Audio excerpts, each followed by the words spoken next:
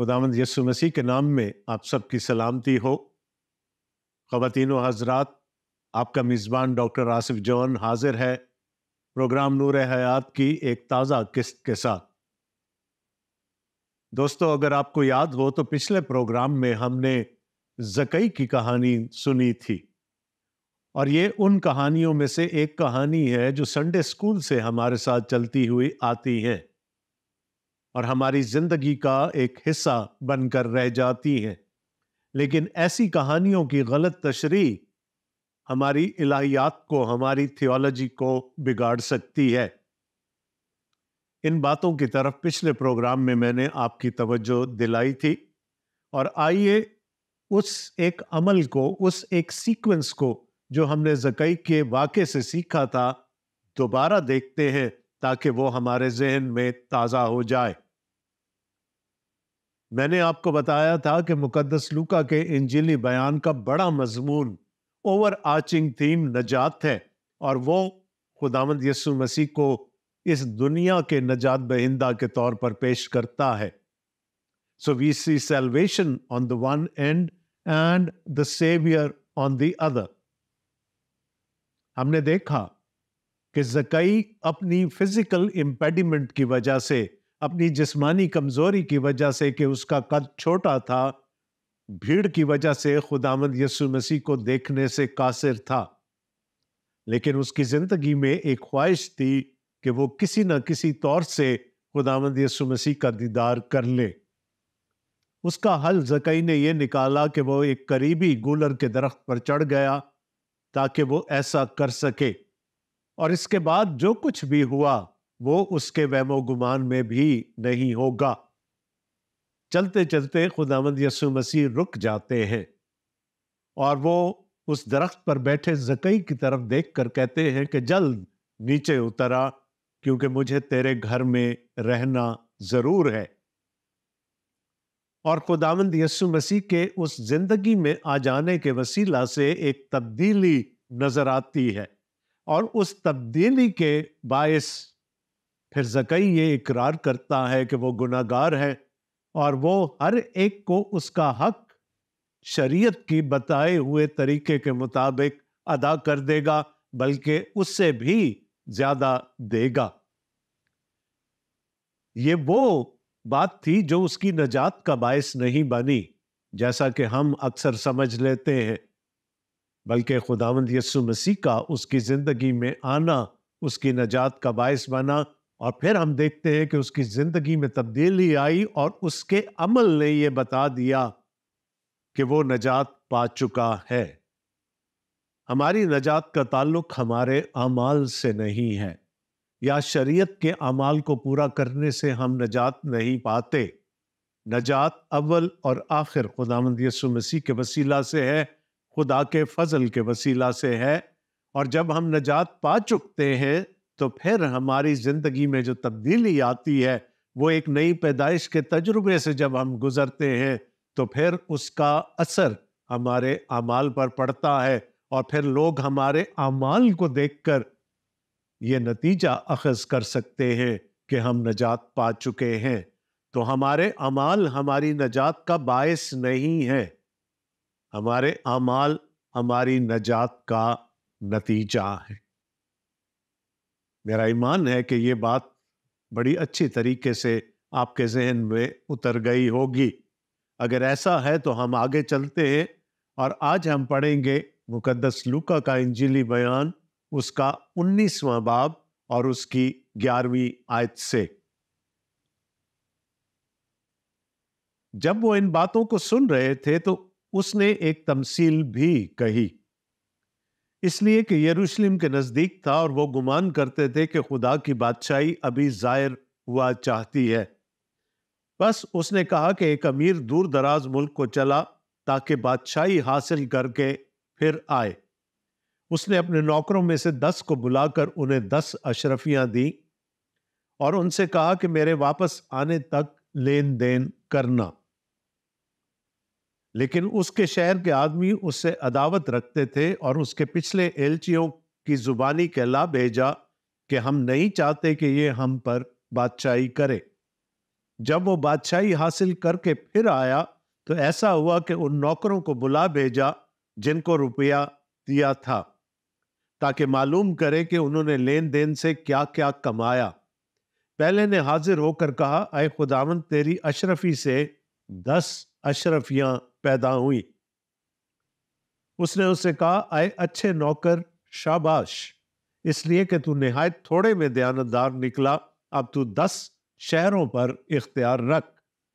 دوسرے نے آ کر کہا، اے خداوند، تیری اشرفی سے 5 اشرفیاں پیدا ہوئیں۔ اس نے اس سے بھی کہا کہ تو بھی 5 شہروں کا حاکم ہو۔ تیسرے نے کہا، اے خداوند، تیری اشرفی یہ ہے جس کو میں نے رومال میں باندھ رکھا، کیونکہ میں تجھ سے ڈرتا تھا، اس لیے کہ تو سخت آدمی ہے، جو تو نے نہیں رکھا اسے اٹھا لیتا ہے، اور جو تو نے نہیں بویا اسے کاٹتا ہے۔ اس نے اس سے کہا، اے شریر نوکر، میں تجھ کو تیرے ہی منہ سے ملزم ٹھہراتا ہوں۔ تو مجھے جانتا تھا کہ سخت آدمی ہوں، اور جو میں نے نہیں رکھا اسے اٹھا لیتا، اور جو نہیں بویا اسے کاٹتا ہوں۔ پھر تو نے میرا روپیہ ساہوکار کے ہاں کیوں نہ رکھ دیا کہ میں آ کر اسے سود سمیت لے لیتا؟ اور اس نے ان سے کہا، جو پاس کھڑے تھے، کہ وہ اشرفی اس سے لے لو اور 10 اشرفی والے کو دے دو۔ انہوں نے اس سے کہا، اے خداوند، اس کے پاس 10 اشرفیاں تو ہیں۔ میں تم سے کہتا ہوں کہ جس کے پاس ہے اس کو دیا جائے گا، اور جس کے پاس نہیں اس سے وہ بھی لے لیا جائے گا جو اس کے پاس ہے۔ مگر میرے ان دشمنوں کو جنہوں نے نہ چاہا تھا کہ میں ان پر بادشاہی کروں، یہاں لا کر میرے سامنے قتل کرو۔ یہ باتیں کہہ کر وہ یروشلم کی طرف ان کے آگے آگے چلا۔ یہ ہمارے خداوند یسوع مسیح کی انجیل ہے۔ اے مسیح، تیری تمجید ہو، آمین۔ جب یہ ساری باتیں ہو رہی تھیں اور وہ مکالمہ ہو رہا تھا خداوند یسوع مسیح اور زکئی کے درمیان، تو شاید وہاں پر کچھ اور لوگ بھی کھڑے تھے۔ اور پھر لکھا ہے کہ جب وہ ان باتوں کو سن رہے تھے تو اس نے ایک تمثیل بھی کہی۔ اب خداوند یسوع مسیح نے بہت ساری تماثیل کہی، اور مقدس لوکا کے انجیلی بیان میں ہمیں سب سے زیادہ تماثیل ملتی ہیں، لیکن یہ تمثیل جو آج ہم نے پڑھی ہے، یہ باقی تمام تماثیل سے ایک نسبت سے فرق ہے۔ باقی تمام تماثیل جو تھیں وہ کہانیاں تھیں۔ خداوند یسوع مسیح خدا کی بادشاہی کے بارے میں کوئی نہ کوئی ایک نکتہ سمجھانے کے لیے وہ کہانیاں بیان کرتے رہے، لیکن یہ وہ واحد تمثیل ہے جو ایک تاریخی حقیقت پر مبنی تھی۔ ایک تاریخی واقعہ ہوا جس کو خداوند یسوع مسیح نے اس تمثیل کی بنیاد بنایا، اور وہاں جو لوگ کھڑے تھے ان کی سمجھ میں یقیناً آ گیا ہوگا کہ خداوند یسوع مسیح کس شخصیت کے بارے میں اور کس واقعے کے بارے میں ذکر کر رہے ہیں۔ تو واقعہ کچھ یوں ہے کہ جب ہیرودیس اعظم نے وفات پائی تقریباً 4 قبل از مسیح میں، تو اس نے اپنی سلطنت کو 3 حصوں میں تقسیم کر کے اپنے 3 بیٹوں کے حوالے کر دیا۔ ان میں سے ایک ہیرودیس انتپاس تھا جس کو گلیل کا علاقہ دیا گیا، ایک ہیرودیس فلپس تھا جس کو گلیل کے پار کا علاقہ دیا گیا، اور ایک ہیرودیس ارکلاؤس تھا جس کو یہودیہ کا علاقہ دیا گیا۔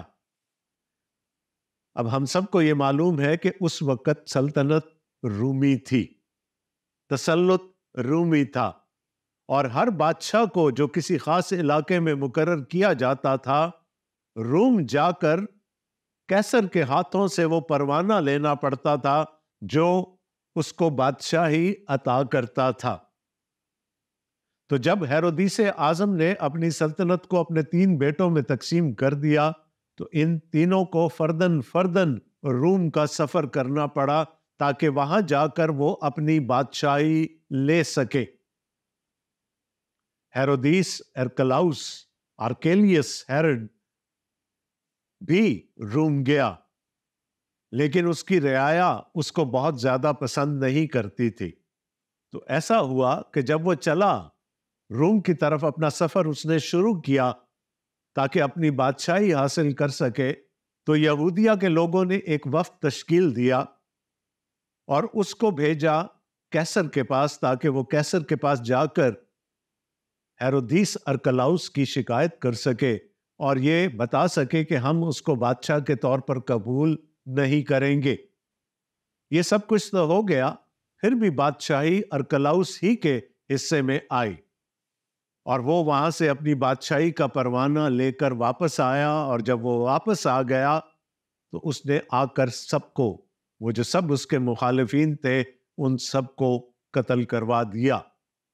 تو خداوند یسوع مسیح نے اس تاریخی واقعے کو پس منظر بنا کر یہ تمثیل کہی۔ یہ تمثیل کہنے کی ایک وجہ بھی ہے، کیونکہ یہاں لکھا ہے اس لیے کہ یروشلم کے نزدیک تھا اور وہ گمان کرتے تھے کہ خدا کی بادشاہی ابھی ظاہر ہوا چاہتی ہے۔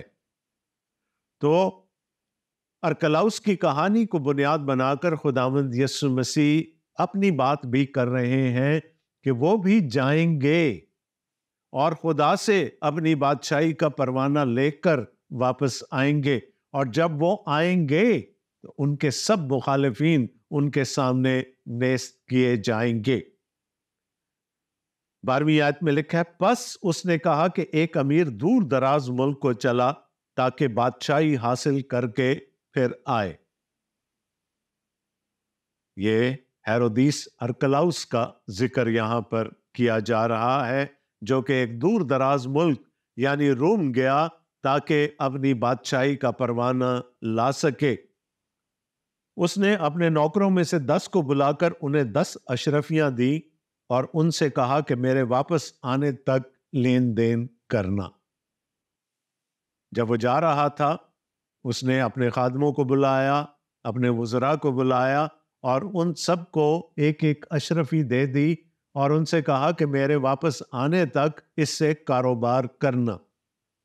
لیکن اس کے شہر کے آدمی اس سے عداوت رکھتے تھے اور اس کے پچھلے ایلچیوں کی زبانی کہلا بھیجا کہ ہم نہیں چاہتے کہ یہ ہم پر بادشاہی کرے۔ یہ حقیقت ابھی میں نے آپ کے سامنے بیان کی تھی کہ یہودیہ کے لوگوں نے مل کر ایک وفد بنایا اور اس وفد کو کیسر کے پاس بھیجا تاکہ وہ ارکلاؤس کو بادشاہی نہ عطا کرے۔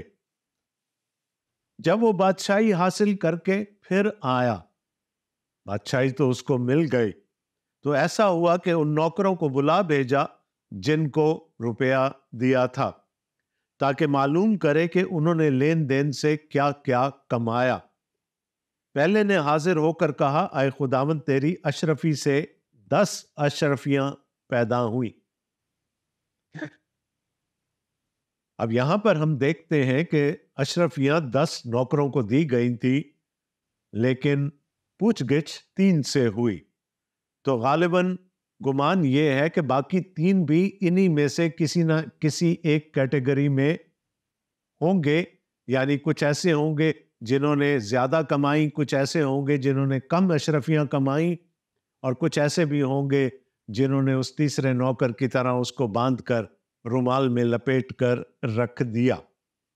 تو جب پہلے سے پوچھا گیا کہ تو نے کیا کیا کمایا، تو اس نے حاضر ہو کر کہا، اے خداوند تیری اشرفی سے 10 اشرفیاں پیدا ہوئیں۔ اب دیکھیں یہاں پر بھی بڑی ڈپلومیٹک زبان استعمال کی جا رہی ہے۔ وہ یہ نہیں کہہ رہا کہ میں نے کمایا، وہ کہہ رہا ہے تیری اشرفی کا کمال تھا کہ اس سے میں 10 اشرفیاں کما سکا۔ اب ایسے نوکر کو ظاہر ہے شاباشی ملنی تھی۔ اس نے اس سے کہا، اے اچھے نوکر شاباش، اس لیے کہ تو نہایت تھوڑے میں دیانتدار نکلا، اب تو 10 شہروں پر اختیار رکھ۔ ظاہر ہے اب یہ نیا نیا بادشاہی حاصل کر کے آیا ہے، اس کو وزیروں کی، مشیروں کی، گورنرز کی، ان لوگوں کی جو کہ شہروں پر اختیار رکھ سکتے تھے، شہروں کو کنٹرول کر سکتے تھے، ضرورت تھی۔ وہ ایک ٹیسٹ دے کر گیا تھا، ایک امتحان میں ڈال کر گیا تھا اپنے نوکروں کو کہ جو اس میں کامیاب ہوگا اس کو وہ نوازے گا. سو جس نے ایک اشرفی سے 10 اشرفیاں کمائی تھیں اس کو کیا ملا؟ 10 شہروں پر اختیار.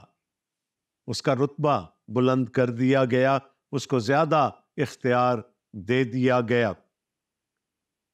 دوسرے نے آ کر کہا اے خداوند تیری اشرفی سے 5 اشرفیاں پیدا ہوئیں. ظاہر ہے کہ یہ دوسرا خادم اس پہلے خادم جتنا زیرک نہیں ہوگا.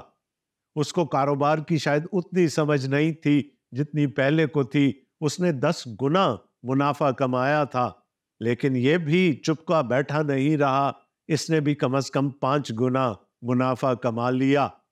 اس نے کہا تیری اشرفی سے 5 اشرفیاں پیدا ہوئی. اس نے اس سے بھی کہا کہ تو بھی 5 شہروں کا حاکم ہو. اب ایک نے 10 کمائی، ایک نے 5 کمائی. غالب امکان یہ ہے کہ وہ جو باقی 7 تھے انہوں نے بھی کچھ نہ کچھ ضرور کمایا ہوگا.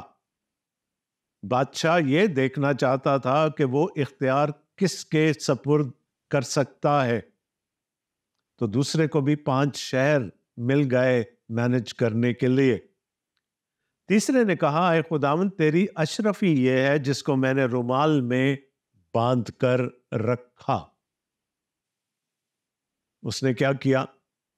اشرفی لی، اس کو رومال میں باندھا، کسی محفوظ جگہ پر رکھ دیا. اور اس کی توجیہ اس نے کیا کی؟ کیونکہ میں تجھ سے ڈرتا تھا. میرے دل میں یہ خوف تھا کہ اگر میں نے اس کو کاروبار میں لگایا اور نقصان ہو گیا تو تو برا مان جائے گا. میں تجھ سے ڈرتا تھا اس لیے کہ تو سخت آدمی ہے. جو تو نے نہیں رکھا اسے اٹھا لیتا ہے، اور جو تو نے نہیں بویا اسے کاٹتا ہے. وہ جانتا ہے اپنے مالک کو، وہ جانتا ہے کہ وہ آ کر حساب لے گا، لیکن خوف کی وجہ سے اس نے اس ایک اشرفی کو انویسٹ نہیں کیا، اس کو کاروبار میں نہیں لگایا. اس کو یہ خوف تھا کہ یہ ایک اشرفی بھی جاتی نہ رہے. اب مالک کا ریئیکشن کیا ہو سکتا؟ اس نے اس سے کہا اے شریر نوکر میں تجھ کو تیرے ہی منہ سے ملزم ٹھہراتا ہوں. تو خود مانتا ہے کہ میں سخت آدمی ہوں، اور میں وہاں سے اٹھاتا ہوں جہاں میں نے نہیں رکھا، اور وہاں سے کاٹتا ہوں جہاں میں نے نہیں بویا. یہ تو نے ابھی ابھی انکار کیا ہے. تو مجھے جانتا تھا کہ سخت آدمی ہوں، اور جو میں نے نہیں رکھا اسے اٹھا لیتا، اور جو نہیں بویا اسے کاٹتا. اور تو نے جانتے بوجھتے ہوئے اس اشرفی کو جو میں نے تجھے دی تھی انویسٹ نہیں کیا، تو اسے کام میں نہیں لایا. پھر تو نے میرا روپیہ ساہوکار کے ہاں کیوں نہ رکھ دیا کہ میں آ کر اسے سود سمیت لے لیتا. اس نے کہا ٹھیک ہے، کاروبار میں لگانے سے تو ڈرتا تھا، لیکن تو ساہوکار کے ہاتھوں سود پر تو وہ اشرفی رکھ سکتا تھا کہ جب میں آتا تو چلو 5 نہیں 10 نہیں، کم از کم 2 یا 3 اشرفیاں تو مجھے سود پہ مل جاتی. اور اس نے ان سے کہا جو پاس کھڑے تھے کہ وہ اشرفی اس سے لے لو اور 10 اشرفی والے کو دے دو. یعنی وہ نوکر، وہ خادم کسی بھی قابل نہ نکلا. وہ اس قابل بھی نہ تھا کہ اس کو نوکر ہی رہنے دیا جائے. اسے کہا گیا کہ جو اختیار اس کے پاس ہے، جو اشرفی اس کے پاس ہے، لے کر اسے دے دو جس کے پاس 10 ہے. تو جو سن رہے تھے انہوں نے کہا کہ اس کے پاس تو پہلے ہی 10 ہے، تو کیوں اسے 11ویں دینا چاہتا ہے؟ میں تم سے کہتا ہوں کہ جس کے پاس ہے اس کو دیا جائے گا، اور جس کے پاس نہیں اس سے وہ بھی لے لیا جائے گا جو اس کے پاس ہے. تو جو تھوڑے میں دیانتدار ثابت ہوا اس کو مزید اختیار دیا جائے گا، لیکن جس نے تھوڑے میں ہی بددیانتی کر دی اسے وہ بھی لے لیا جائے گا جو اس کے پاس ہے۔ اب دیکھیں یہ تو ہمارا روز کا مقولہ ہے نا، ہم کہتے ہیں اگر آپ نے کوئی کام کروانا ہے تو سب سے مصروف آدمی دیکھیں اور اس کے حوالے کر دے اور جان لیں کہ وہ کام ہو جائے گا۔ اگر آپ نے کسی ویلے بندے کے حوالے وہ کام کر دیا تو سمجھ لیں کہ وہ کام کبھی بھی نہیں ہوگا۔ تو جس کے پاس ہے اسے اور بھی دیا جائے گا۔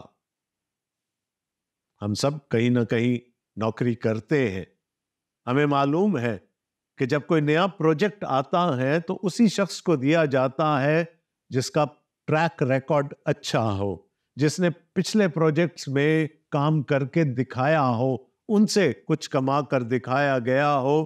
نیا پروجیکٹ بھی اسی کے حوالے کیا جاتا ہے، اور جو پہلے بھی حل و حجت میں پڑ گیا ہو اس کو پھر ان چیزوں سے پرے کر دیا جاتا ہے، اس کو مزید کام بھی نہیں دیا جاتا۔ اب یہ اشرفی کیا ہے؟ ہو سکتا ہے ارکلاؤس نے جاتے ہوئے اپنے خادموں کو ضرور یہ دیا ہو اور واپس آ کر اس نے اسی سے جو کچھ کمایا گیا ہو اسی کی بنیاد پر ان کو اختیار دیا ہو، شہروں پر، صوبوں پر، علاقوں پر۔ لیکن یہاں پر جب خداوند یسوع مسیح بات کر رہے ہیں کہ میں بھی چلا جاؤں گا بادشاہی لینے کے لیے اپنے باپ سے، لیکن میں تمہارے پاس ایک ایک اشرفی چھوڑ کر جاؤں گا، اور سب کے پاس ایک ہی اشرفی ہوگی، اور وہ اشرفی ہے انجیل کی۔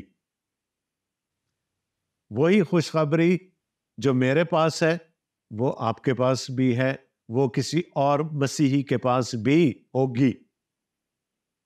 خداوند یسوع مسیح کے 12 شاگرد تھے، لیکن جب خداوند یسوع مسیح اس دنیا سے گئے تو 120 لوگوں کی جماعت تھی، یعنی وہ ہر ایک سے تقریباً 10 اور لوگ آئے۔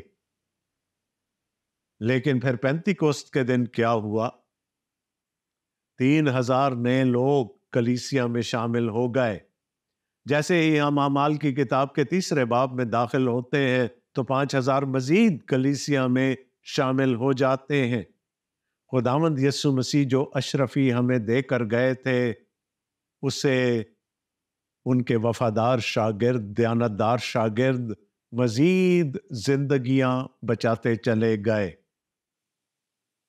اور یہی پرکھا جائے گا جب خداوند یسوع مسیح کی دوسری آمد ہوگی تو وہ پوچھے گا، ہاں جی، کتنوں کو خدا کی بادشاہی میں شریک کیا؟ کتنوں کو اس خوشخبری سے بہرور کیا؟ اور اگر ہم نے اپنی نجات کو اپنے تک ہی رکھا تو شاید پھر ہم نکمے نوکر کہلائیں۔ شاباش ان کو ملے گی جو دوسروں کو اس انجیل کے وسیلے سے خدا کی بادشاہی میں لانے کا سبب بنیں گے۔ A.W. ٹوزر نے کہا تھا کہ ہماری اس سے بڑی بدقسمتی کوئی نہیں ہوگی کہ ہم اکیلے خدا کی بادشاہی میں جا رہے ہوں۔ ہمیں اکیلے نہیں جانا، ہمیں اوروں کو ساتھ لے کر جانا۔ اور پھر اس کے بعد کیا ہوگا؟ مگر میرے ان دشمنوں کو جنہوں نے نہ چاہا تھا کہ میں ان پر بادشاہی کروں، یہاں لا کر میرے سامنے قتل کر دو۔ وہ جنہوں نے اس کو بادشاہ ماننے سے انکار کر دیا تھا، وہ جنہوں نے اس کو مصلوب کروا دیا تھا، یا جو آج بھی اس کو بادشاہ نہیں مانتے، پھر کیا ہوگا؟ وہ سب تباہ ہو جائیں گے، برباد ہو جائیں گے، وہ سب قتل کر دیے جائیں گے۔ اور ارکلاؤس نے ایسا ہی کیا تھا۔ یہ باتیں کہہ کر وہ یروشلم کی طرف ان کے آگے آگے چلا۔ میں نے آپ کو پچھلے پروگرام میں بتایا تھا کہ اب یروشلم یہاں ہے، یریحو یہاں ہے، یہاں سے اب اوپر کا سفر شروع ہو گیا۔ اپورڈ جرنی خداوند یسوع مسیح کی یروشلم کی طرف شروع ہو چکی ہے، اور خداوند نے زندگی دی تو اگلے پروگرام میں ہم خداوند یسوع مسیح کو یروشلم میں داخل ہوتا ہوا دیکھیں گے۔ لیکن اس سے پہلے یہ یاد رکھیے گا کہ ہمیں ایک ذمہ داری دی گئی ہے۔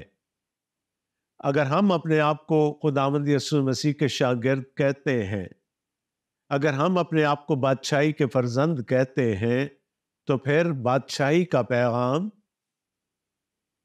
خدا کی نجات کا پیغام، یسوع مسیح کی خوشخبری ہمارے سپرد کی گئی ہے، اور یہ خوشخبری ہم نے اپنے دلوں تک محفوظ نہیں رکھنی، اس کو رومال میں لپیٹ کر نہیں رکھنا، بلکہ یہ خوشخبری ہمیں دوسروں کے ساتھ بانٹنی ہے۔ ہاں، کوئی ہو سکتا ہے 10 جانیں بچانے والا بھی ہو، کوئی 5 جانیں بچانے والا بھی ہو، کوئی 2 یا 3 یا 1 یا 6 یا 7 ہو سکتا ہے کہ نتیجہ ہر ایک کا دوسرے سے مختلف ہو، لیکن خداوند یسوع مسیح اپنی دوسری آمد پر ہماری زندگیوں میں یہی پھل دیکھنا چاہیں گے کہ کیا اس خوشخبری کے پیغام کو ہم نے اپنی زندگی تک محدود رکھا یا اس میں دوسروں کو بھی شریک کیا۔ اور جو شریک کر چکے ہوں گے ان کو شاباش ملے گی، ان کو خدا کی بادشاہی میں اعلیٰ مقام ملیں گے، اور جنہوں نے ایسا نہیں کیا ہوگا پھر ان سے وہ بھی لے لیا جائے گا جو ان کے پاس ہے۔ تو دوستو، فیصلہ ہمارا اپنا ہے، خوشخبری ہم سب کے پاس ہے، وہ اشرفی ہم سب کے پاس ہے۔ پالوس رسول لکھتے ہیں دوسرے کرنتھیوں میں کہ خدا نے وہ خزانہ مٹی کے ٹوٹے ہوئے برتنوں میں چھپا کر رکھا ہے، وہ خزانہ میرے پاس بھی ہے، آپ کے پاس بھی ہے۔ کیا وہ خزانہ ویسے کا ویسا دھرا رہ جائے گا یا اس پر ہم کوئی منافع کمائیں گے؟ میری اور آپ کی پوچھ گچھ اسی بات پر ہوگی۔ خوبصورت بیان جاری ہے، یسوع یروشلم کی طرف جا رہے ہیں، ہم بھی یسوع کے ساتھ ساتھ چل رہے ہیں۔ باقی کا سفر ہم اگلے پروگرام میں طے کریں گے۔ تب تک کے لیے اپنے میزبان کو اس کے لاؤنج سے اجازت دیجیے گا۔ خدا حافظ۔